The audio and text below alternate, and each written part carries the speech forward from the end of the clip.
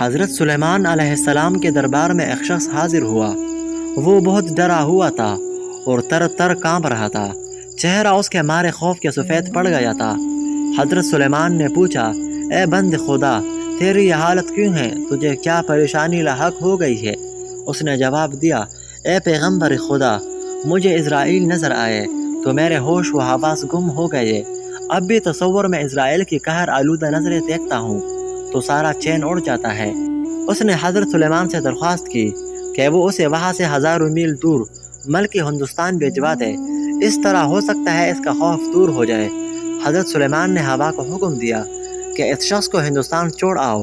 وہ ہندوستان پہنچا ہی تھا کہ حضرت اسرائیل کو منتظر پایا۔ فرشتہ اجل نے اللہ کے حکم سے اس کی روح قبض کر لی۔ دوسرے روز جب حضرت سلیمان کی ملاقات حضرت اسرائیل سے ہوئی تو پیغمبر نے پوچھا، آپ نے ایک شخص کو اس قدر قہر آلودہ نظر سے کیوں دیکھا تھا؟ کیا اس کی روح قبض کرنے کا ارادہ تھا؟ پھر اسے غریب الوطن بھی کیا جہاں اس کا کوئی وارث ہی نہیں تھا۔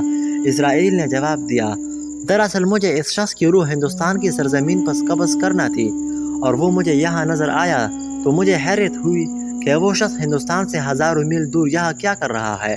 پھر اللہ کے حکم سے جب میں ہندوستان پہنچا تو یہ وہاں موجود تھا اور میں نے اس کی روح قبض کر لی۔ موت کا ایک دن مقرر ہے اور وہ ہر حال میں آئے گی۔ جہاں پر اور جس جگہ موت کا وقت مقرر کیا گیا ہے موت وہی آئے گی۔ دعا ہے کہ خدا ہمارا خاتمہ ایمان پر کرے، آمین ثم آمین۔